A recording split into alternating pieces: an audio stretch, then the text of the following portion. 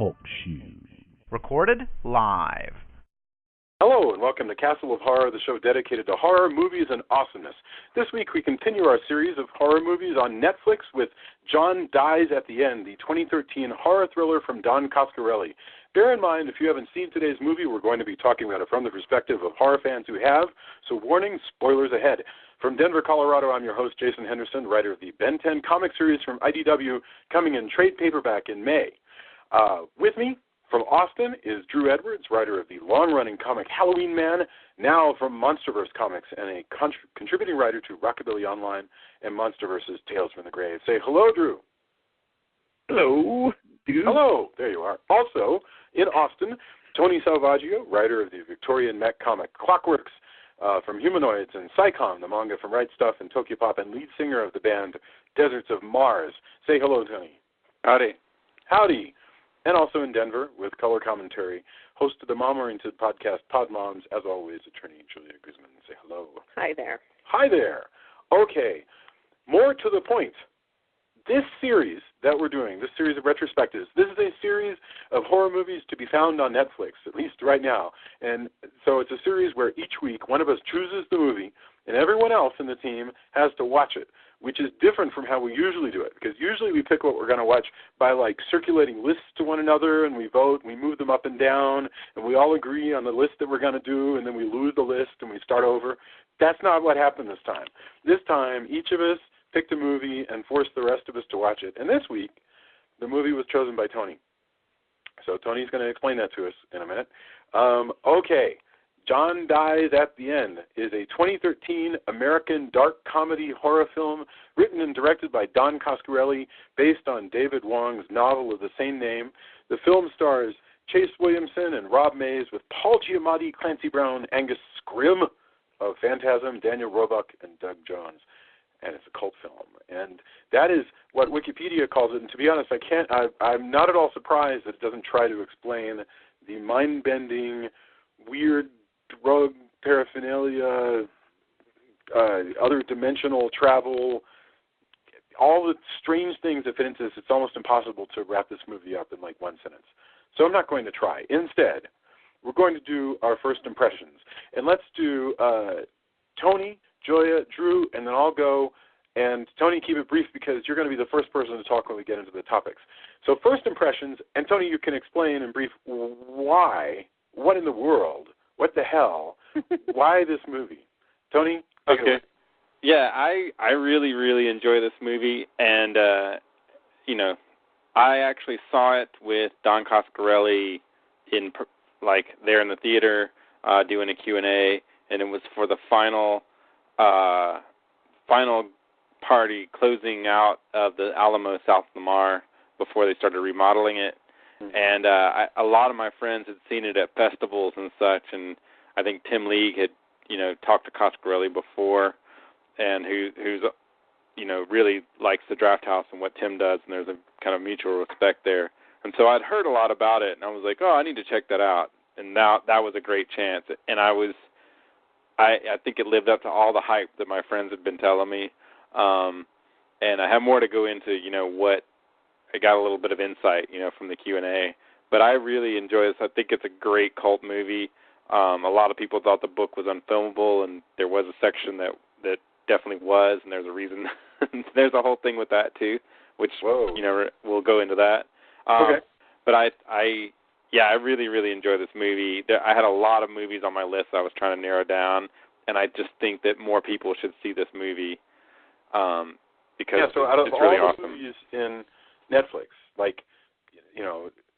an almost infinite amount of things you could have chosen. So you chose this. What was your runner-up? I mean, I'm wondering, what did Bubba Hotep barely edge out? I was thinking, because it's a cult hit, I was thinking Hardware. I'd heard good things, and I haven't seen it yet. Grabbers, which I've heard it's pretty fun. I had like a half a dozen, but I just think that I like Don Coscarelli's movies. I like this movie. I like the actors in it, and I just think more people should see this movie because it's really, really great. It's a fairly good adaptation, I've heard, except for the parts that they couldn't do. And I need to read the books, and I'm kicking myself for not having done that. But I just really like it. I think the dark comedy works. I think the effects work. It was just as good watching it again. So awesome. Julia, so this is your first time, I assume, watching John Dies at the End. So what are your first impressions? Oh my gosh, it was such a fun movie. I was so happy to watch it. It's like a wonderful dream that when you wake up from it, you forget everything. Like immediately it starts slipping away, because literally we watched it a week ago, and today I was like trying to remember. I'm like, I can't remember anything. But it's not because it wasn't a good memory. I mean, I remember the impression it had on me. I just couldn't remember the details because they're so weird. So we went back and kind of like fast-forwarded through it to refresh our memories.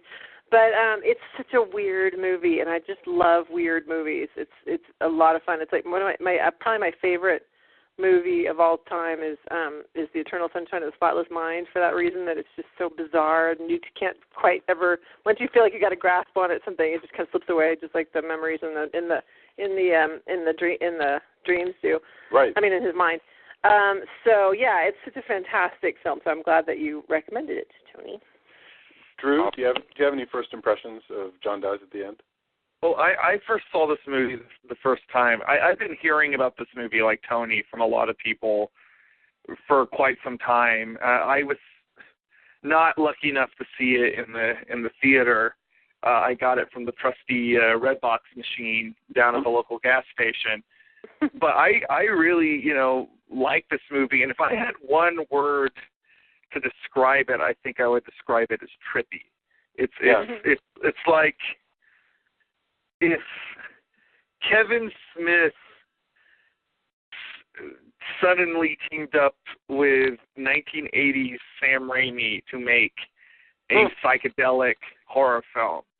But it's not, either of those people. It's Don Coscarelli, who is, in my opinion, maybe the most consistently entertaining horror auteur. Like, he doesn't have like a masterpiece like, Carpenter or Craven in his back pocket, but he has stuff like Phantasm and Bubba Hotep, and he doesn't have like this huge body of work, but when he makes something, it's almost always entertaining. So it's good to see that consistency is still there.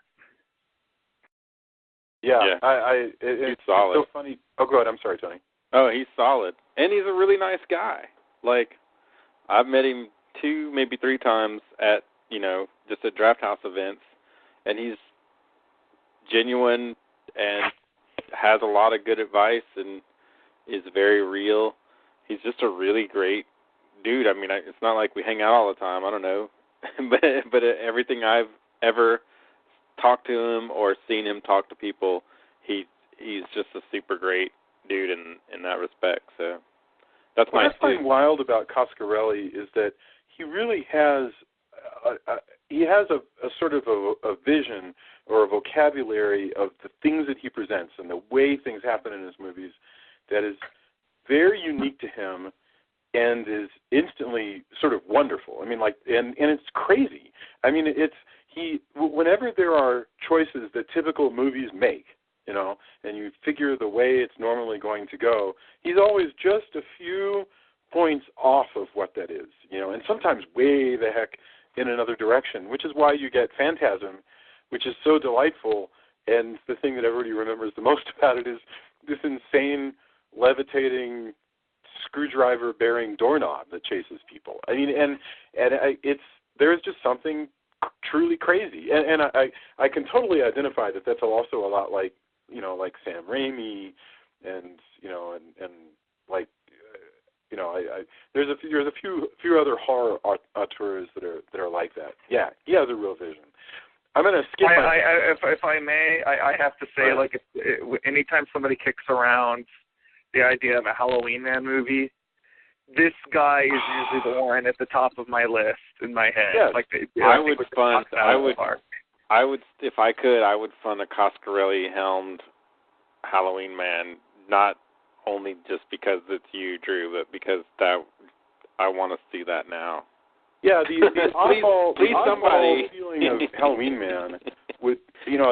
I've read a lot of Halloween Man, and the sort of zany, played straight, oddball reality of Halloween Man is exactly the kind of thing that Coscarelli would do. I think that's absolutely right. I mean, you have a much crazier sense of humor than I do, you know, and I as far as writing goes, you know, and it really comes out, and I agree that your writing really fits very well with the insanity of Coscarelli. I hope that there's another universe where he can just hear us psychically. We got your next project. Maybe if he's taking the soy sauce, he will. Yes. So in lieu of doing a first impression, because I'll say that I thought this movie was delightful and very strange, and all the way through, I was just like, what is this? I'll give like a 30-second, I'm going to make an attempt at a 30-second telling of what's going on here, because I really feel, now I regret just glossing over it. I feel like if somebody's listening to this, they're going to be listening, and they've heard us talk now for 10 minutes, and they're like, I don't know what the heck this movie's about. So very, very, very basically, the movie is about a total slacker who accidentally gets poked with a hypodermic needle bearing what he thinks is a drug that his friend took, but is actually an alien substance that opens up your mind to great psychic visions and the ability to read the past and the future and so forth, which is all part of an alien... and manipulate it somehow. It's right. Very strange. And that's all part of an extra-dimensional conspiracy to bring a set of Earthling heroes to another world to defeat a really horrible despot that has taken over this other world. And see, and even as you're saying that, literally, like I said, it's like you're saying the words and they're just kind of going into my head and then drifting away immediately. I'm like, yeah. I don't understand. I just don't understand because the despot that's taken over the other world is actually a giant vat with an eyeball, and the heroes involve John, the best friend stoner, who now is moving back and forth in time, and does not in fact die at the end, and a dog who turns out to be mainly the hero, and this is a crazy, crazy, crazy movie. So anyway, I've said not enough and too much. It's almost impossible to explain what happens in this movie. Well, it's also without actually watching the movie. It's also really hard. It is hard to describe because you kind of just have to go along for the ride. In fact, yes. The book was, like I said, was pretty much deemed unfilmable, and especially for the budget. And so Don Coscarelli, he said, like, I want to do the book. I was looking at it, and he's like, there's no way I can do this. He's like, well, maybe if I cut out this one section, like I could do it. So I could stitch this together and the ending together. And so then he eventually met the author, and the author goes, there's no way you can film my book unless you take out that part and you stitch this part with the end part. And Coscarelli said, that's when I knew we could work together and that this was meant to be, because you have the author coming and telling you exactly how to make the movie work for a budget, and it was the exact same idea that he had, like almost word for word. And so I love that he found out about the book because it was recommended to him by Amazon. If you like this other book, you like John Dies at the End. He's read the he said if you like Bubba Hotep or something like that. Well, he just said he was reading a zombie book. Yeah. He said that he would like John Dies at the End. He read the log line. He was immediately like, this might make a good movie. Yeah, when it See, there is hope. There is hope. Halloween Man could be recommended on Amazon. Yep. Yeah.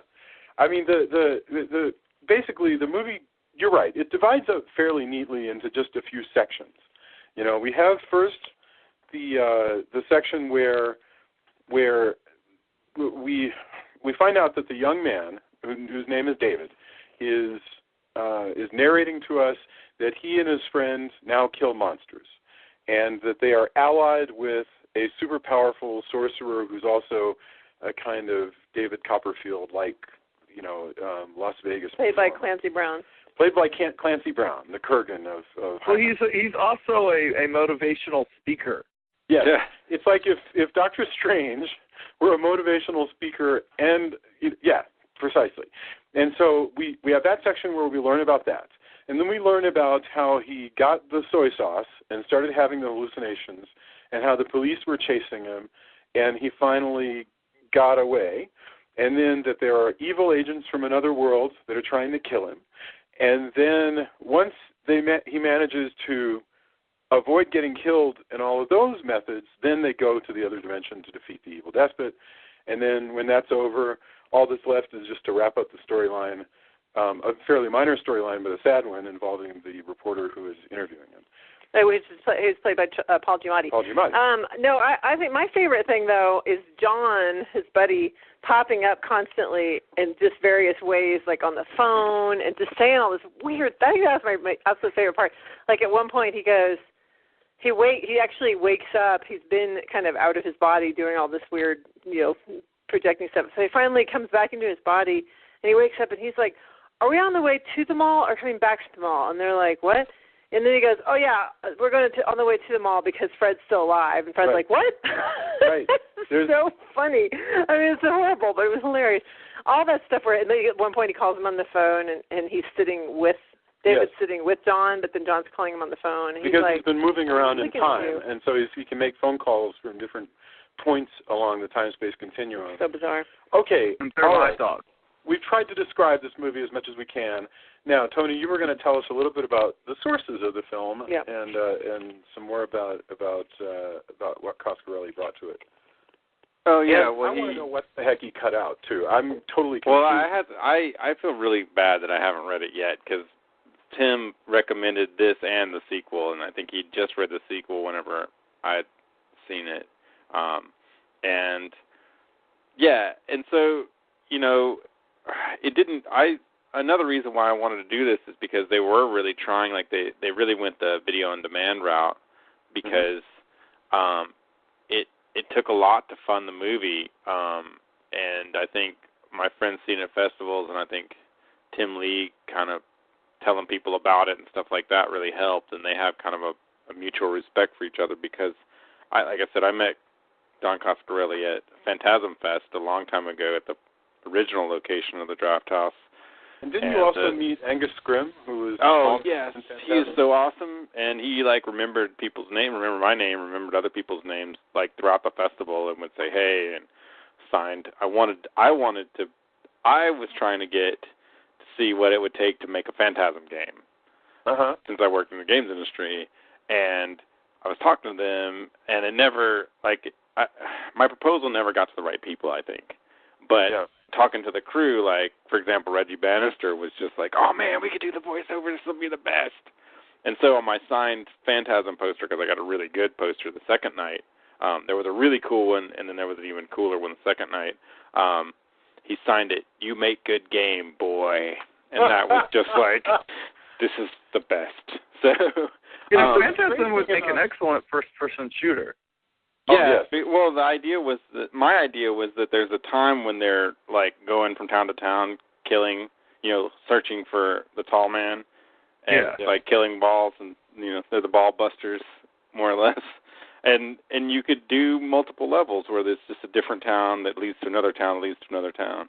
Yeah. And I thought that would be awesome, but, I don't know. It never came about. It'd be cool. About the tall man... that character, and Angus Scrimm, it's sort of remarkable because Angus Scrimm shows up here in a brief role as a priest. Oh, and he's great. He's so good. No, he's wonderful.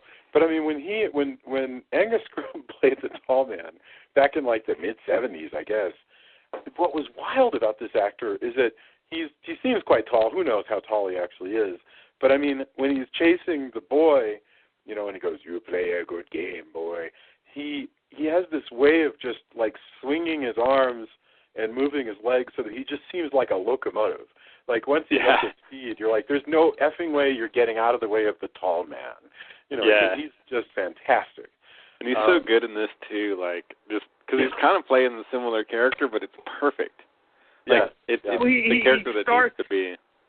He starts out very benign, but then when the soy sauce kicks in, he kind of starts turning into the tall man, effectively. Yeah. His dialogue becomes very tall man-esque. Yeah. Yeah. God, Julia needs to watch Phantasm, man. Mm-hmm. I mean, boy, that Yes, that will blow your mind.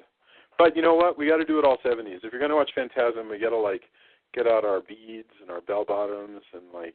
I don't know, man. Phantasm 2 is still my favorite of all of them, but Phantasm was. I love Phantasm for the fact that when it comes down to it, Phantasm is a low budget movie, but boy is it scary. I mean, I think Coscarelli. That's one of the things he's good for. Like I think he made a lot of good choices, and even the lower budget stuff. Like he pulls off. For those who haven't seen it, there's a scene, again, spoilers, there's a scene where there's a monster that becomes a anthropomorphic man made out of meat, like meat from a freezer. And John dies at the end, yes, back to the movie that we're actually discussing, yes. And it looks great as a practical effect. It's awesome. Like, he's, and it can't have been too easy to pull off, but it looks great. And that's where I was like, this movie, like, once that starts happening, that's when I was like, all right, I'm sold on this movie. I'm in it to win it. Like, and that's almost the first scene, or it's the first scene after the brief introduction. Yeah, they are down in they've been lured down into a basement, and then all the meat in a big meat locker puts itself together into a creature that then attacks it has First they've got this girl that they think they're each seeing differently, and so when they realize that they're each seeing her differently, they confront her about it, and she explodes into like flies, whatever. Really. Yeah, flies. And that also sets up this motif that's going to happen throughout the movie, that spirits, when they appear to you, or supernatural creatures, when they appear to humans, take on pretty much whatever the human wants to see, so that when this spirit, this I don't know, projection of these flies takes on the form of a human girl to appeal to David and John, each of them sees a different girl. But because they're each in their own perception, they don't notice that until something slips later on, and they realize that they're narrating that they're each seeing a different kind of girl, and that's how they realize that it's an illusion. That's awesome. It's such a cool trick. It costs almost nothing, and it's really neat. I was really impressed with that. So, distribution. And it's actually kind of creepy. It's very creepy. It is, and it's creepy. It's dramatic. It's just creepy by virtue of how sad and strange it is to recognize that what you're seeing might not be real. Yeah. And it's such a shame, too, that Coscarelli, who's done a lot of great movies, still has to scrape, and that's the reason why it was mostly video on demand, and why he thought, because somebody asked him, like, well, what do you think about the future of movies? And he's like, well, we're trying this video on demand thing because it's so hard to get a film made. He's like, look, I hate to dissuade you, but, I don't mean to. He's like, I think you should still make movies. But because of piracy and because of just how things work, this is, for younger directors, like, for a while, and even he was kind of, like, pessimistic about it, because he's like, look, video on demand was a big thing, and it was seen as, we can do this, like, this will, but he said, now, like, and he also talked about how it used to be that straight to video was, like, the worst. Like, that was the mark of death. Like, if we went straight to video, it was probably just crap. And he's like, but luckily, video on demand has changed in a way that it's not a stigma. It's a thing that you can do to try to get your movie out there. Yeah. And I think that's a pretty important point. But I've seen higher budget movies, but still in the lower budget range, that are not like, you can tell, like, Coscarelli knows what he's doing. Yes. And there's many people who try that, or even some who try to make their movie look low budget, and it ends up being super crappy, even though it's higher budget. Like, he knows how to execute. And this is another, because, again, like, it's hard to describe this movie. I want people to go see it. That's why I wanted to, it's on Netflix. If you have a subscription, you can, it's, you're paying for it already. But one thing that I'll definitely say about it is that it may be a fairly modest budget, but it is not remotely amateurish. In other words, That's the the actors magic. are all really good. The effects at least all hold together. The editing is all fine. The color is all color corrected. Well, the acting's also reasonably good too. Right. And Paul Giamatti's in it. Like it's got freaking Paul Giamatti, right? So sometimes you'll watch a low budget movie, and it's truly. Sometimes you'll see an amateur movie, essentially. Like somebody's first film, and they don't quite know what they're doing. This is not that. This movie just happens to be made for less money, and they use it pretty wisely. Well, this isn't Sharknado either. Right. It's not. It's strange, but it's not schlocky. Right. Mm-hmm. That's exactly right. Boy, is it weird though. And what I love is it's kind of weird in an ironic sort of way. Where strange things happen and the characters themselves are usually sort of amazed at how strange they are, but also rolling with it because they're living in this universe where strange things are starting to happen. And that's pretty cool. It's not campy, it's not played like Batman or anything. It's all there's a lot of humor, but I don't know. Basically, he threads the line really, really carefully. He doesn't go out of his way to try to get laughs, for instance, although it's often no. Well, he kind of I think he let the material speak for it. Another funny thing, he said, because there are differences, like anytime you adapt something. One of the funniest things that people really got mad at was the dog in the book was called Molly, and it just so happened that the dog that they could train just wouldn't be caught, it didn't respond to Molly, but it was really trained, and the dog's name was Bark Lee. And so they changed the name because they're like, well, this dog's trained. Why can't just call it the name and we'll change it and it'll be fine. Little did they know that people freaked out. Wow. And were like, how could he change the name? I mean, that's and it doesn't, it's one of those things where you don't even think it's going to matter, but people were really well, adamant. But these things happen. That's the kind of thing that people just can't understand. I mean, like, for instance, Legend of Hell House, right? We saw that movie, and we loved that movie. Well, that movie, the book, everybody's American, and it takes place in Maine. Why did they shoot it in England? Because that's where the money was, It turns out, what showed up on the day? Well, what showed up was a check from England, Sometimes we need a dog. Well, what dog showed up? Well, this dog showed up, and it's a boy, and it's called Barkley. So, okay. Yeah, but people were like, I can't believe you couldn't train one name and, get it to respond to Molly. And he's like, why would I spend, why spend that money? It was really funny, that, because that was one of the things that they called out, and I think somebody in the audience mentioned it. Evidently, it was a big enough deal. And, maybe it was a big enough deal in the book. Maybe if I had read the book, I, too, would be angry. But, there's one of those things where you don't, getting really close, really, attached because to the book is a cult, Yeah.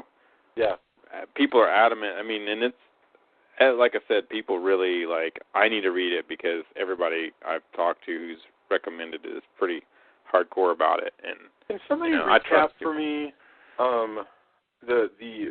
okay, well, when they go into the other world, right? Mm-hmm. Korak is the other world. I want you to explain, Tony, by the way, what they cut out. But before you do that, when they go into the other world, we learn this alternate world that is just like ours, okay?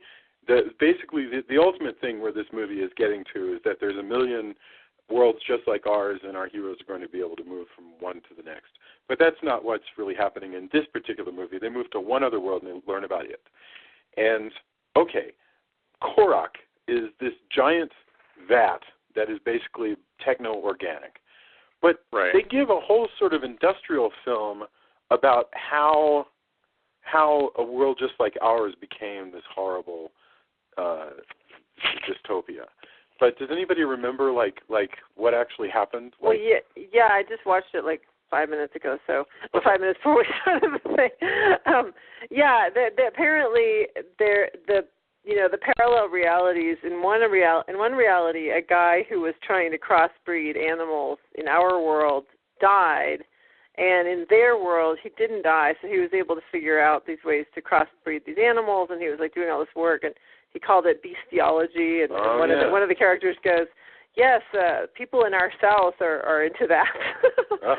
Anyway, and so apparently, like, he was able to create all these new kinds of creatures, and after he dies, the day he dies, one of them becomes like sentient in some kind of, kind of. Well, they make way. living computers, and that's what.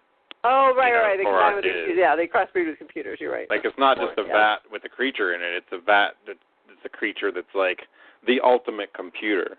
Yeah. Like, so much faster and better than any computer we have in our dimension, or in John's dimension anyway.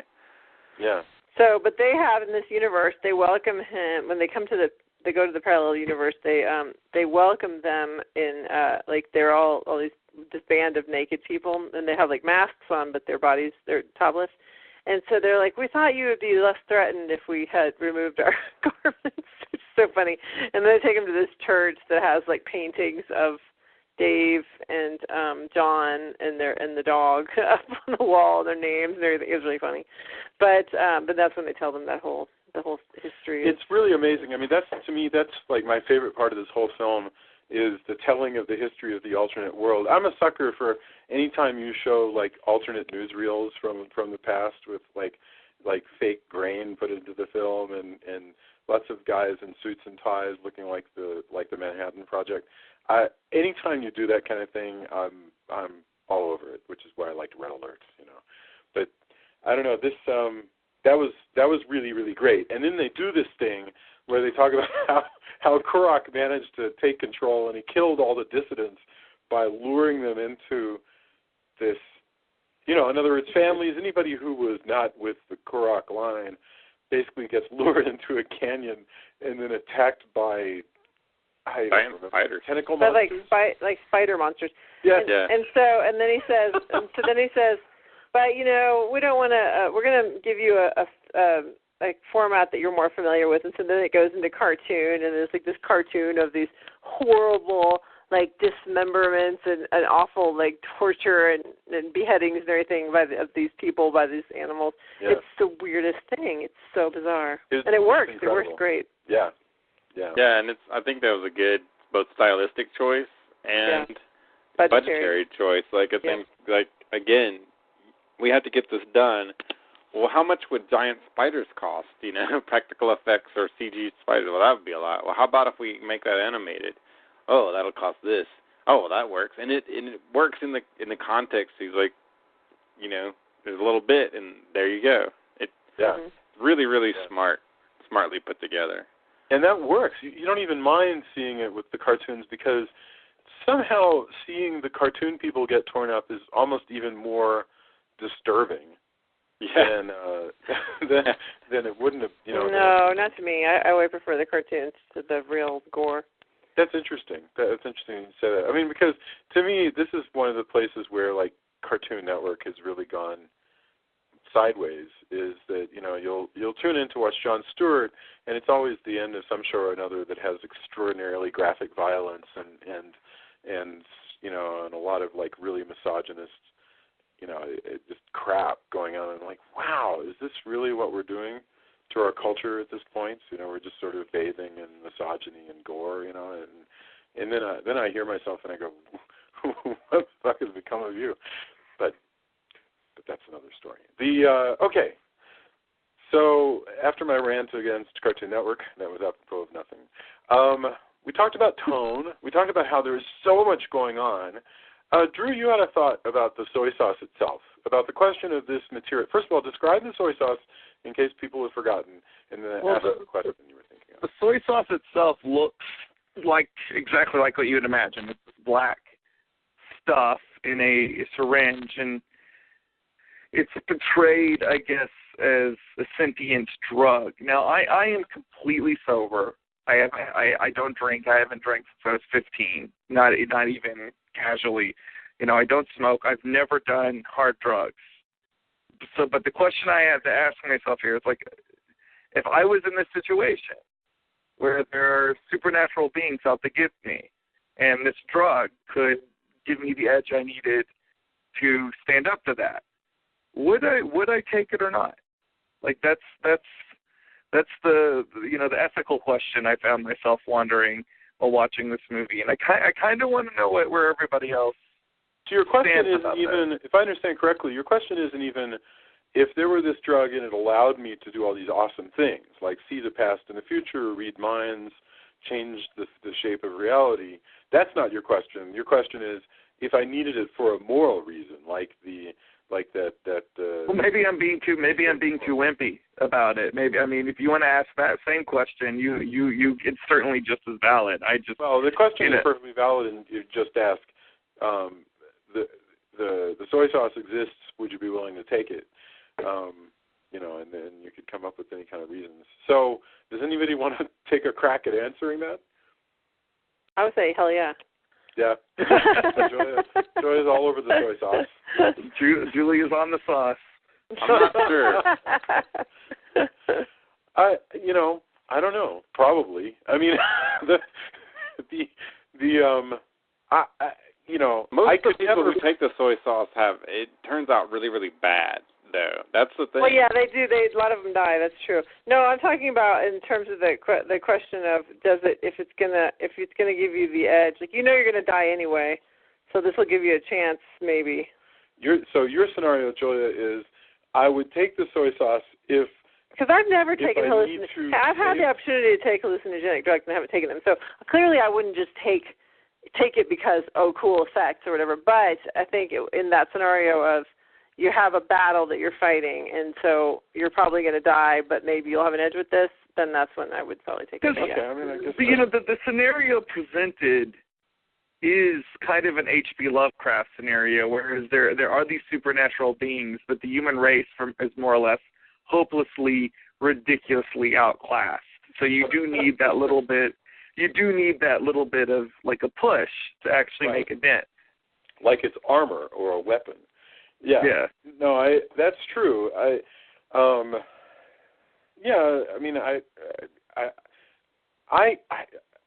So I guess so. It's so funny you would say that because it's.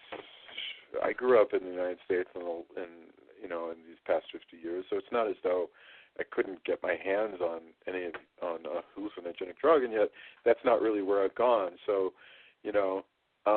but the scenario as presented in the movie, I suppose that's, I suppose that makes sense. So all of us are like, we don't do drugs, but we're interested in the sauce. So, given limited circumstances, like Albert Brooks says in Broadcast News, I love grappling with an ethical dilemma. All right, so awesome. Well, let's see. So we've talked about the other dimension. Is there anything else that we want to bring up? We should probably talk a little bit about Paul Giamatti's story, because that's what caps it all off. I should mention before Paul Giamatti that of course, the other minor characters are all great. The Doctor Strange character that Clancy Brown plays is kind of a neat joke. But Paul Giamatti's character.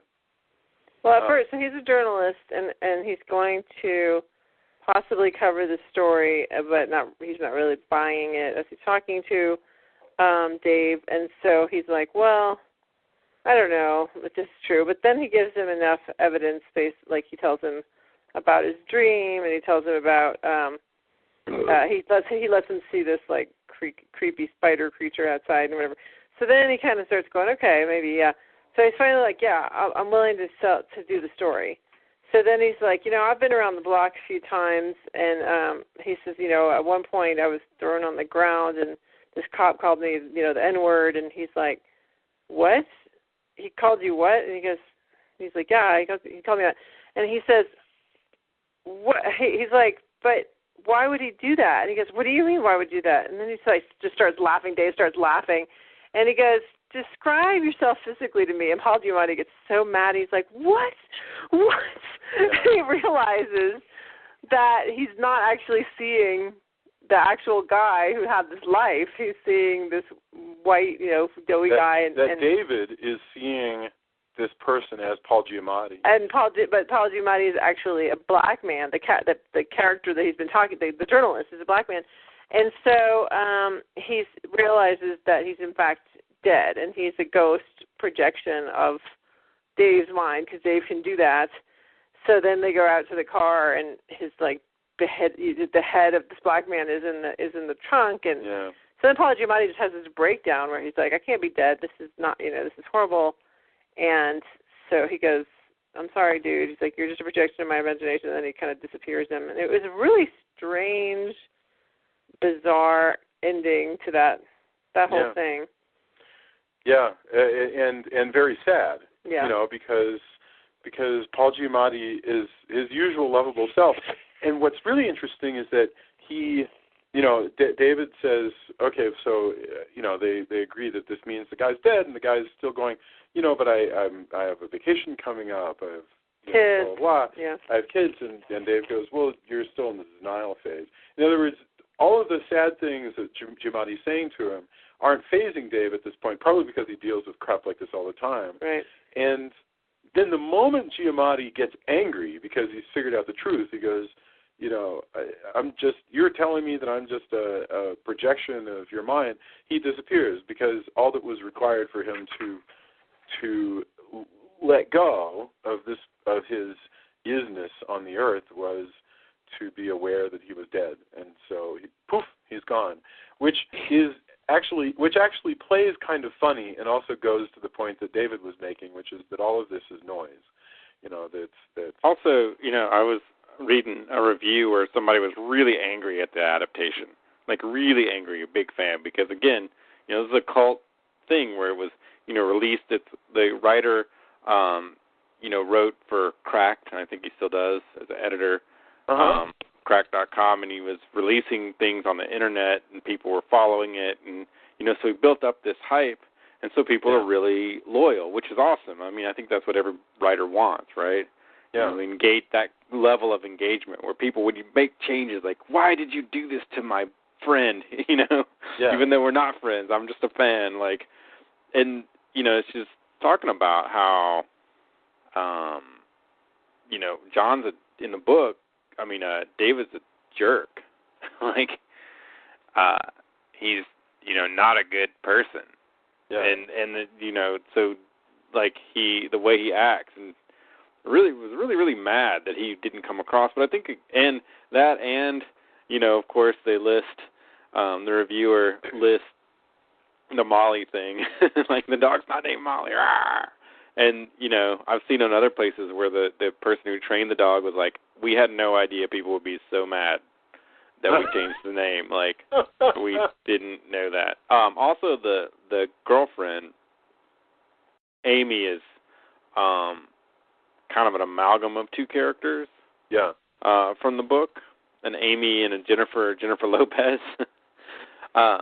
And also, people, again, the same reviewer was like, you ruined it by not having that part. But okay, of course, what is this big piece that they cut out? Evidently, they go to Vegas, and I'm failing because I forgot, I didn't read the book. But again, when the author and the director have the exact same vision on how to make a movie that is doable without a major studio behind it, so you can do it if pumping you cut money out the into Vegas it. piece. Yeah, of course, nobody's going to know that. If you're just a fan of the book, unless you hear that, you don't know. Right. And you don't care because you want an adaptation of one of your favorite books, right? That's and I am now of the opinion that adaptations of movies that are really, really close to the source material are merely just interesting experiments, and you often watch them, and they don't hold up often very well as filmic art. And I would also hold that making David a complete, jerk in a film would be harder. You really kind of do need somebody you can, even if he's a slacker, even if he does questionable things, you got to have somebody you can root for. And John's kind of all over the place, and he's in and out of the storyline. Yeah. You can't really make that him. So in the if you movie, have that, he's not a jerk particularly. He might He's not. He's a slacker, and he's not a great person, but he's not a complete just. No. Wow, man, this guy. Because and this whole review goes over like why David's a jerk. Like And I think I think you just can't do that in a movie. Yeah. I mean, when he laughs at Paul Giamatti. Oh, go ahead. What was it? I have to say the thing about the girlfriend character to me is one of the most beautiful things in the movie, and the whole idea that for Guillermo brought this up that Dave meets this girl that's missing a hand, and she's teased for it, and later on it turns out she has phantom limb. They talk about phantom limb syndrome. Yeah. And then later on, there's like a ghost key and a ghost door, and as it turns out, the only person that can enter this and thus help save the world is, only a phantom limb can turn a ghost key. Oh, and I thought that was so cool. That was cool. Beautiful in its way. Like I loved that part. Yeah, well, here's an example of how there's so much stuff going on in this movie. Because we've been talking about this movie. I completely forgot about that. But that was just wonderful, Well, supposedly the separation of the two characters in the book is really, really, like, the characters, are really important. And, it was one of those things where people were really mad. Well, remember how when you make a movie, I mean, it's really hard. Like, that's the thing is people shouldn't have to care, right? But the flip side is, when you're adapting something, you just have to make choices. Like, if the storylines, if you have X amount of time, and you have X amount of budget, and it works for the story that's on the screen to combine two characters, then you do it. And, we've seen where that works, which I think it works here, and then we've seen where, making those choices makes something pretty crappy and terrible. So sometimes it doesn't help. I mean, you remember people complained about the Dark Shadows movie by Tim Burton and how it took like several different major characters from the old show and sort of turned them all into one, and and that really annoyed all the old characters. So that didn't work out. But on the other hand, the X-Men series completely mixes up all the generations of the characters. But in my mind, people haven't really minded. I mean, they haven't, I know a lot of hardcore X-Men fans that hate those movies. Really? Because of the generational screw-ups? Lots of reasons. The same age as Rogue. Lots of reasons. They're not my favorite movies, but it's usually not for some of those like hardcore reasons. It's just because I didn't really. I don't know. Let me tell you, X-Men 1 blew my mind that it was possible to bring the X-Men onto the big screen. I truly, I kind of lost the plot with X-Men 3. It was like there was just too much going on in a sense. But X-Men the first, I was like, oh my God, there's Professor X's mansion, and there's like that was pretty cool. Playing in the yard, that was pretty neat. I think also the thing that, now that puts those movies in maybe an unfair light is, now we have the Marvel Studios movies, which tend to adhere relatively closely to the source material. Yeah. I mean, I read a review of The Winter Soldier where the reviewer was like, oh, well, I didn't like this movie because Captain America isn't interesting because he's not a jerk like Tony Stark. And it's like, well, that's I read that. That one's making the rounds. That guy's an idiot. Yeah. I'm sorry. The thing is, not everybody has to be, and I've railed on this several times, like, it's not interesting if it's poorly written. Having some, like, what is wrong in our world where we feel like everybody has to be the, like, dark or grim or show that side? Like, it's actually a good article. I think it was in the Escapist called "The Tyranny of the Dark." And I think that, like, somebody else was like, "Hey, do you have to have this?" And I was like, it's good that there's somebody in there. Yeah. So or else again, like, you need daylight and nighttime. You need good and evil to make things interesting. That interplay that is part of our world. If everything is like, why why we get something like Edward Scissorhands, because you had to go through that terrible suburbia where everything seems to be perfect, and you get darkness. But then when the pendulum swings too far, you get everything is super dark. And I think, you need that back and forth. I think Captain America has plenty of darkness. It's just that he's a good person. But I mean, he's lost everyone he ever loved. He's kind of on his own. But he's beautiful. He is a multi-dimensional character, and that's the thing, because he is well written. You know, you do feel for, you know, and I think what makes in the new one, what makes it, you know, interesting, and it would have made it far, you know, if you had just like the Punisher going through and blowing everybody away mindly, it would be dull, because it would be, you know. Well, plus we already have that character. We've got Wolverine. We've got other characters. Yeah.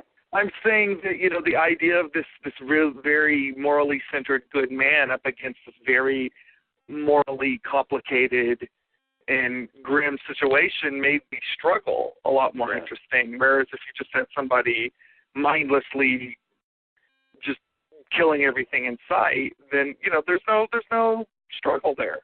How much do you want to also? How much do you really? Like, it is Captain America. How much do you really want to see some guy who's just moping about, like, even if he was just moping about his past lives and the destruction of this isn't the country I want. It's like, are we going to really just sit there and listen to that crap the whole time? Or, like, him, spouting off? Like, First of all, they have that. It's called the Ultimate Captain America. But I don't want to. Ultimate Captain America isn't even mopey. He's just a dick. Yeah, well, that's what the guy wanted in that review. And I guess we strayed pretty far from John Dodds at the end. But, I just think, I don't know. I think that having somebody in the mix who's not super grim dark is a good thing. Here's my take on this. That I feel like, I don't want to waste too much time, but I feel like the whole question, the seeking of darkness and cynicism, has a lot to do with just teenagers. It's just a matter of being of that age where you're super cynical. So there comes a point where 15-year-olds, and so forth, don't want to hear about, like, Santa Claus or whatever, and so consequently, they'll write all these really sort of dark, cynical things about all the stuff that they used to regard with innocence. And the world's not like that. Right, and then eventually, the world's not like that. Yes, exactly. Oh, thank you very much. And then after a few years, you kind of go, actually the world's complicated and some of the world is like that, Well, it's also gray, and it's also like when the world isn't like that, guess what? That's why I go to the movies a lot of times. Exactly. But I think there's a period where you're 15 or 16, and all you kind of want to hear is, I think cynicism becomes really exciting for you, Well, and I think that's obviously, the difference is the person writing that article was not 15 or 16. Yeah. They were a journalist. True. Some people get arrested, basically. They just never Well, we'll know next, because in a couple of years, we're going to have Man of Steel 2 with Batman versus Captain America 3. And my money's on the Man with the Shield. I would really like to see a reconsideration. I feel like we've had this sort of dark Batman for something like nearly 30 years, and I kind of feel like I'd like to see a different conception of Batman. I think it'd be interesting to... Well, the danger is when it's not dark, you get that one with Schwarzenegger, and that was really... That's it. Well, I mean, we're talking about Ben Affleck. Do you think Ben Affleck can even do super dark? I don't know. I mean, I don't know. Probably. I don't. But that's a whole other thing. I think that's a false choice, Tony. I don't think it's completely cursed so that if you don't... what I mean is it's when people think of it, they think of that. Batman. What was that called? Which Batman is and Robin, right? Yeah, which is even more campy and terrible than what people think of as campy from the 60s, Yeah. Which I think there's a certain charm to the 60s one. But I don't even know if you got to do that. I mean, it seems to me you could still play it pretty... In other words, for instance, there was one conception, I think maybe it was Grant Morrison's Batman, where Batman was basically a wit. You know, he was still like standing in the corner and like standing on top of bookcases and stuff like that. But he was also throwing out these one-liners all the time, and he had this sort of. Well, I mean, I still like smile. I still like cool. the Batman from Justice League. Given DeMatteis Justice League. Oh yeah, and that guy awesome. has a tremendous. McGuire. All you got to do is think of Clint Eastwood, you know, and how Clint Eastwood like has some cynicism, but he also has a hell of a sense of humor, you know. Yeah. And like Dirty Harry Batman. I'm down with that. But anyway, I guess we should probably get. You want to talk about John dies at the end now, boys? Yeah, exactly. All right. Yeah. This one went far and wide. God, I can't believe we spent 20 minutes talking about casting Batman. Ugh. Am I reliving the 80s or what? Jeez. Okay. So we should totally wrap up, however. We've definitely covered most of our topics. We should do our final thoughts. John dies at the end, and then we will announce next week's triumphal return of the show, and then let's do some endorsements if we have any. So, all right. Tony, you brought us into this world. You can take us out. What are your final thoughts? What do you want to leave people with? I just think that people should. I don't know. Everyone should see this movie. It's got humor. It's got even if you've read the book, if you can leave some of that behind and understand, you know, why this adaptation is what it is, I still think it's really good. I came into it having some hype and wondering, like, is this good? Well, I like, you know, Coscarelli as a director. I love Bubba Hotep. I love Phantasm. You know, how cool is this going to be? And was floored. Really, really enjoyed it. And I think it's like the third time I've seen it. It's just as good every time. I just really, really enjoy it, and I highly recommend it. I wish that it got more press, and I wish it had done even better. I wish he could do the sequel book just because that would be awesome. I think he really did a good job despite, you know, what people got angry about. You know, that unfortunately happens, and, you know, I get to be removed from it. So maybe I would be really, really mad if I had read the book first. I mean, that's always the possibility. But I think the movie works as the movie. My apologies to anyone who doesn't feel that way because they feel they got cheated. I truly can understand. I can understand because I've been there. So. All right, Julia, do you have any final thoughts? John dies at the end. Well, I guess I sort of react to what Tony said, which I don't think that you need to apologize to anyone who's mad because a movie doesn't do what the book does, because to me a movie and a book are completely different things. They're different works of art. So I think as a work of art, it's brilliant. I mean, the fact is, with such a small budget, and it's just such a creative, and I'm sure a lot of this owes to the book, but it's such a creative film, and it does such great things with a very small budget, great casting. I mean, it's just a lot of fun, bizarre. You never know what to expect from the beginning. It starts you off. I mean, it starts off, he's like, the first thing he does is cut somebody's head off, and he says to you, he's like, don't worry, the guy was already dead. Though maybe you should worry because you're the one who shot him. I mean, and then he talk about, is an axe really an axe? The same axe if you've replaced both the handle and the head at different times. Is that the same axe as it was at the beginning? Like, what is an axe? You know, what's the isness of the axe? And I'm like, again, I'm sure that's in the book. But I mean, that's all just the stuff that's in here is so crazy brilliant, and it just it's a whirlwind. It's a roller coaster, and you don't know what to expect next. So it's a lot of fun. I definitely recommend it. Yeah, outstanding. Drew, final thoughts? Well, I think Tony and Julie already summed it up pretty well, but I will say this is a good horror flick. You should see it, and it's definitely, it's not only, you know, one that'll make you laugh, but it's also a horror movie that'll actually make you think a little bit. So, you know, that's cool too, and it says very much deserving of your attention. Very cool. And I have really nothing to add, but beyond the fact that I had not seen this and I had no idea what it was walking into it, and I never regretted watching it. It was totally enjoyable from beginning to end. So, the interesting choice, Tony. I'm glad that you forced us to watch this, because I probably never would have like just stumbled across it myself. All right. Yeah, I've been like telling people like it's on Netflix for free since it came out not too long after its video on demand premiere, and I was just like, see this movie. You have to see this movie. You have to. So making everyone see it was a good thing. So I hope more people, listen to us and then spread the word, because I really think that it deserves a wider audience than it got. Yeah.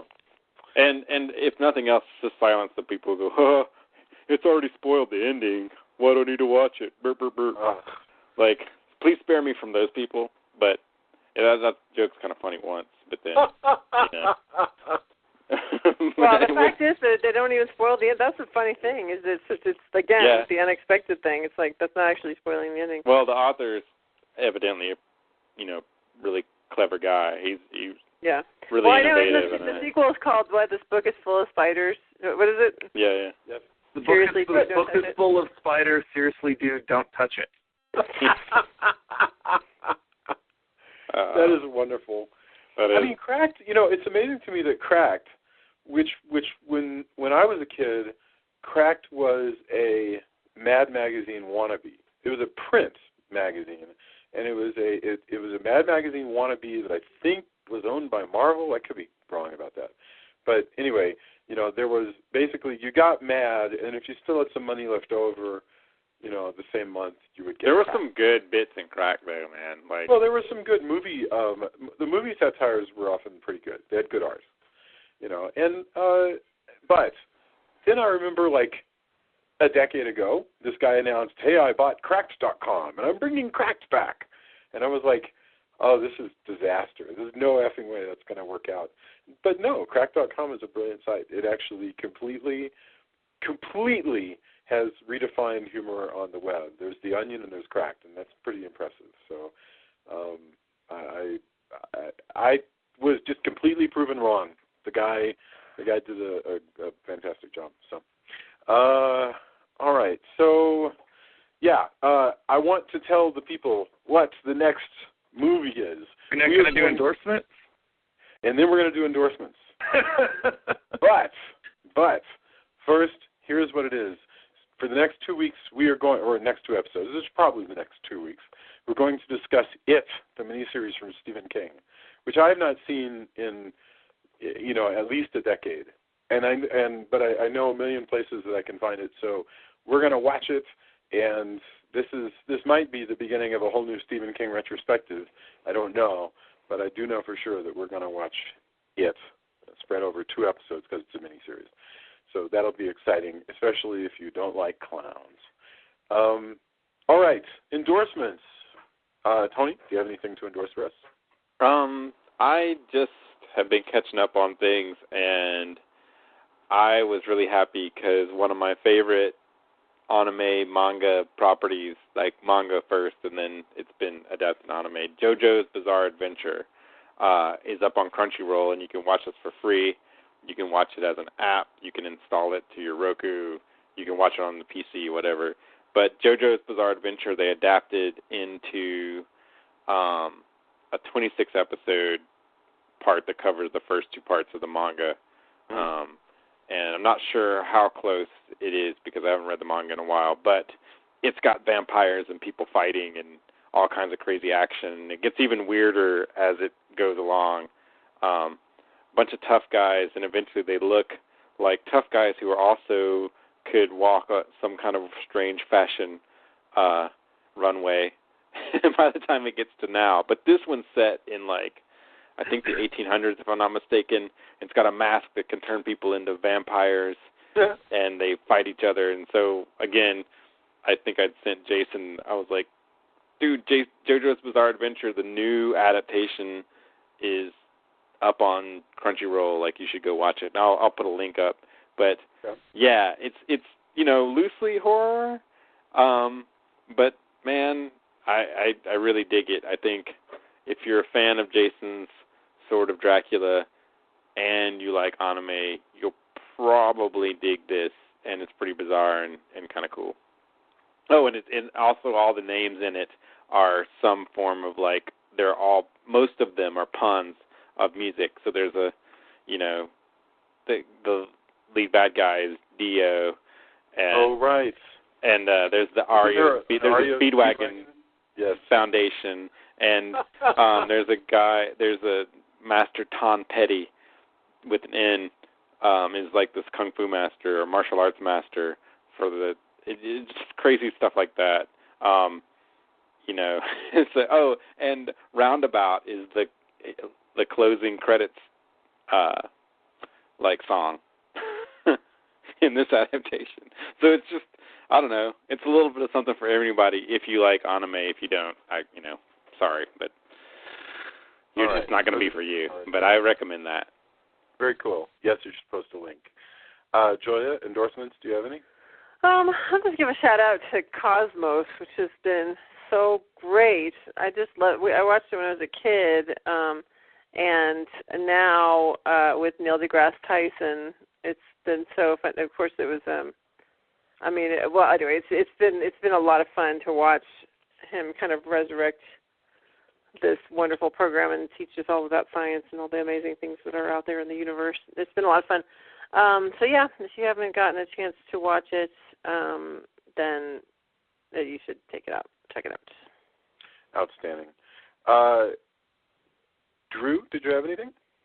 Well, I want to endorse something that's a film that's also up on Netflix. I have gone back and started watching a lot of movies I enjoyed as a kid and as a teenager, and I recently rewatched the 1959. I could be wrong about the year, but the 1950s Journey to the Center of the Earth with James Mason and Pat Boone. Wait, with Peter Cushing? Did this have or no? No. You're thinking of I forgot that. You're thinking of the 1970s. With 70. It's a different one, but I forget what. So this has got James Mason and Pat Boone, and wait. Is this the one directed by George Powell? It's definitely got the look of a George Powell. Okay. Do they have a duck? Do they have a duck that they? They have a duck. They have a duck. Okay. And, go ahead. Continue. Why? Not only is it just a delight to watch with it's the gee whiz, atomic age take on Victorian or I guess on Jules Verne. It's just it's one of those movies that's just pure fun, and I really a lot of people talk about how The Incredibles is a great Fantastic Four movie. This is a great Fantastic Four movie. Wow. The villain is kind of an amalgamation of the Mole Man and Dr. Doom. Yep. You have a hot-headed young guy.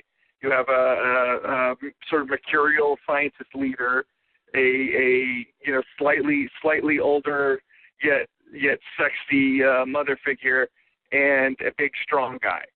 So and they're all exploring this underground kingdom with giant mushrooms and dinosaurs and all these other wonderful things. And of course, the dinosaurs are all played by lizards that have been put through rotoscope, and it's just so much fun.